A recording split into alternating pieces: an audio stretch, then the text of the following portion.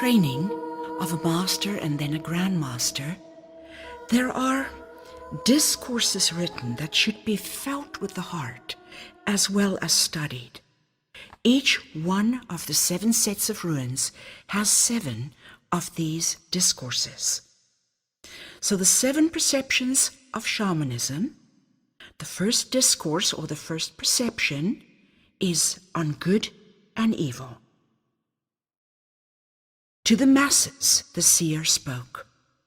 As the words were heard, their bondage broke.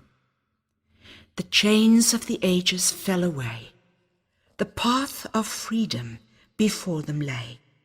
In reverent silence the people stood to learn what was evil and what was good. Good and evil are 2 sides of one face, by the judgments of man kept in place. The more explanations arise of what is good, the more the nature of evil is misunderstood.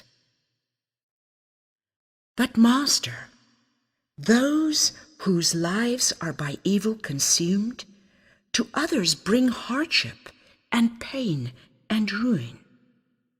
Is it not preferable to do good deeds? Do we not reap what we sow as seeds? Of karma you speak, but this you must know. It is only beliefs that make it so. When at last the innocence of life you come to see, the yoke of karma shall no longer be. When an eternal perspective guides your eyes, they shall no longer be blinded by judgment's lies. Then shall the matrix that you have formed melt away and freedom be born. A silence fell over those who came to hear. As the seer's words at last became clear, some bowed their heads and some shed a tear as they saw the prisons they had fashioned from their fears. The matrices formed from beliefs and from fear, as a cocoon to the eyes of a poet appears. It is here where the caterpillar turns into a butterfly. Though earthbound he was, now he takes to the sky. What of beings of shadow that control us by fright? The shadow you see is cast by your light. Find the blindness that lurks in your mind, and gone are the shadows that haunt humankind. For what purpose did evil form? Was it, too, of our illusion born? To know of evil, light you must understand. It is accumulated knowledge, the addiction of man. For in his compulsion to think he knows, he opposes change and won't let go. He shuns the unknown that comes his way, thus he opposes graceful change. A life of surrender gently unfolds, but when resisted it into a tyrant grows. Thus the belief systems that around the known arise are from man's opposition to the unknown derived.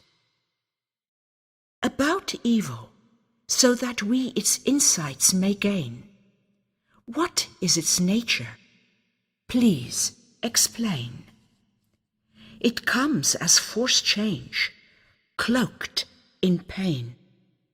Life from one form to another must make its way.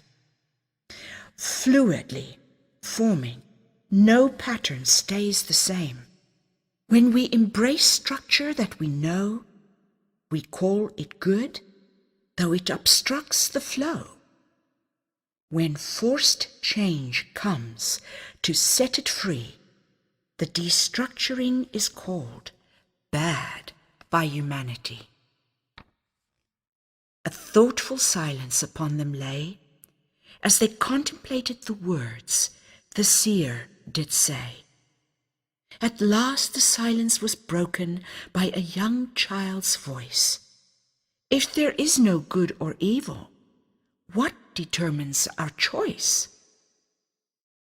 With the eyes of a child that only innocence can see, the master must walk in humility, yet with awareness of where his heart leads, he follows the path of inevitability.